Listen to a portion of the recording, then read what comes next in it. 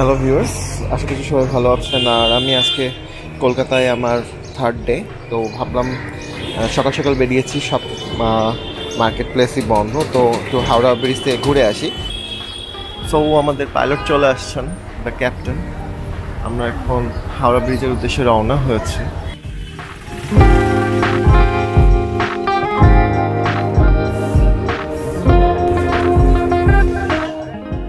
আমরা এখন বাজারের ভিতর থেকে যাওয়া শুরু করেছি। আপনারা দেখতে পাচ্ছেন যে আমরা একদম পিছনের যে রাস্তাটা, যেটা আপনারা কিন্তু হোটেল রওনা, তারপরে এলিট সিনেমা হল বা চাঁদনি চক মার্কেটের যে দিকে রাস্তা, ওই দিক থেকে আমরা যাওয়া শুরু করেছি।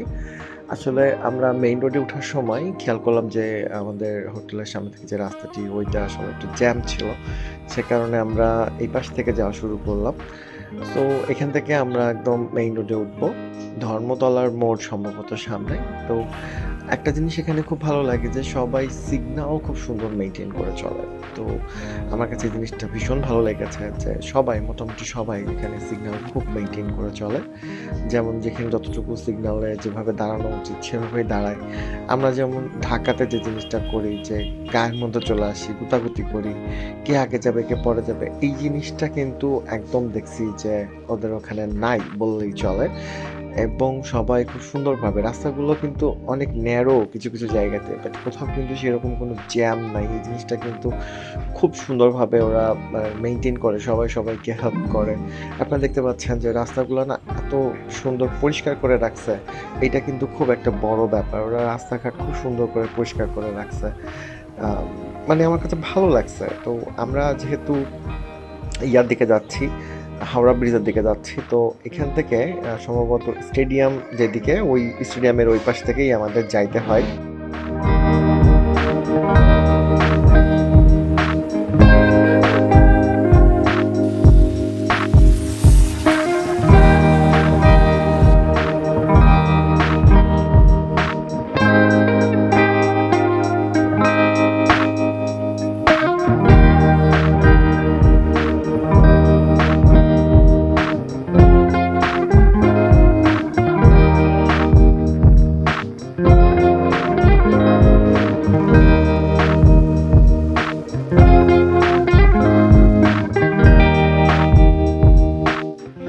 আসলে মূলত আমার যে ইচ্ছাটা ছিল যে হাওড়া সেতু এবং হাওড়া স্টেশন, ট্রেন স্টেশন, এই দুটো দেখার ইচ্ছা অনেকদিন থেকে ছিল। কারণ বেশ কয়েকবার কলকাতাতে আসলেও এই দিকটাতে আসা হয়নি। মূলত নিউ সিটির দিকে যাওয়া হয়েছে, যেখানে মানে মার্কেট এবং যেখানে কিছু অ্যামিউজমেন্ট পার্ক রয়েছে, ওই দিকটাতে যাওয়া হয়েছে। তারপরে অ্যাপোলো হসপিটাল, ওই দিকে যাওয়া হয়েছে, বাট এই সাইডটাতে আসা হয়নি। সো এই সাইডটাতে আসার একটা ভীষণ ইচ্ছা ছিল আমার।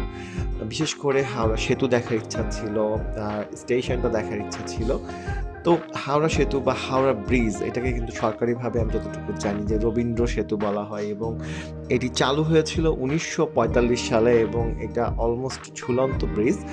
তো যেহেতু এটা একটা ব্রিটিশ আমলের নিদর্শন, তো আমার আসলে সেইটা একবার হলেও দেখার খুব ইচ্ছা ছিল যে এত পুরানো একটা সেতু, সেটা আসলে কেমন স্ট্রাকচার। এবং যখন ইন্ডিয়ান মুভিসগুলোতে দেখি এবং ওয়েব সিরিজগুলোতে দেখি, এটা থেকে কিন্তু অনেকগুলো মুভিজের মানে স্টার্টিং হয়। তো তখন থেকে কিন্তু ভিতরে একটা ইচ্ছা ছিল যে হোয়াট এভার, আমি যখনই কলকাতা যাব এবার, তো আমি একটু চেষ্টা করব যে অবশ্যই যেন এরকম একটা নিদর্শন দেখে আসতে পারি। সো সেই ইচ্ছা থেকেই আমি আসলে আজকে যাওয়ার সিদ্ধান্ত গ্রহণ করি। তো আজকে একটা নতুন অ্যাপস থেকে, র্যাপিডো নামে একটা অ্যাপস থেকে আমি রাইডার কল করি।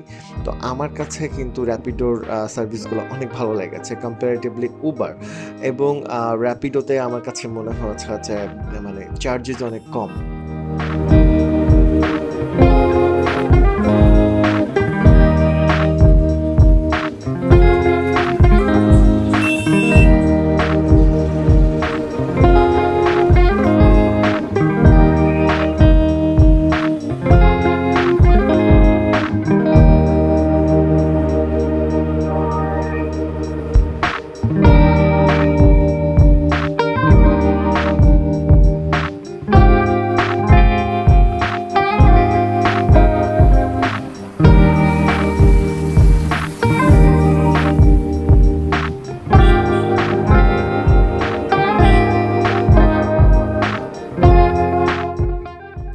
আসলে হাওড়া ব্রিজ সম্পর্কে নতুন করে বলার কিছু নেই। আমরা সকলেই যারা বাংলাদেশ থেকে ইন্ডিয়ান মুভিসগুলো দেখি, তখন কিন্তু আমরা বেশিরভাগ সময় দেখি যে মুভির স্টার্টিংগুলো কিন্তু অনেকগুলা মুভিসেরই হাওড়া ব্রিজ থেকে শুরু হয়। সো আপনারা জানেন যে হাওড়া ব্রিজ কিন্তু এটা ঝুলন্ত ব্রিজ এবং সবথেকে মজার কথা হলো এই ব্রিজে কোনো টোল নেই। আর ব্রিজ সম্পর্কে যদি বলতেই হয়, মোট দৈর্ঘ্য ৭৫০ মিটারের মতো এবং এটাতে আপনারা বাস, ট্যাক্সি, মোটরবাইক, ছোট গাড়ি, পথচারী একদম সবাই সমানভাবে এটা ইউজ করে।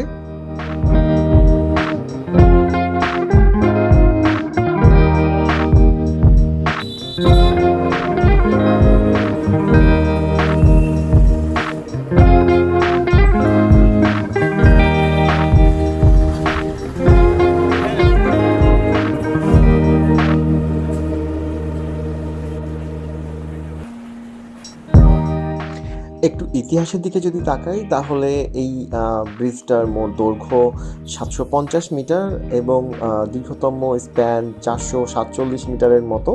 ব্রিজটি চালু হয়েছে ১৯৪৫ সালে এবং এই ব্রিজে কোনো টোল নেই এবং এই ব্রিজটি হুগলি নদীর ওপরে অবস্থিত এবং স্থান কলকাতা, হাওড়া, পশ্চিমবঙ্গ, ভারত এই টেরিটরিতে।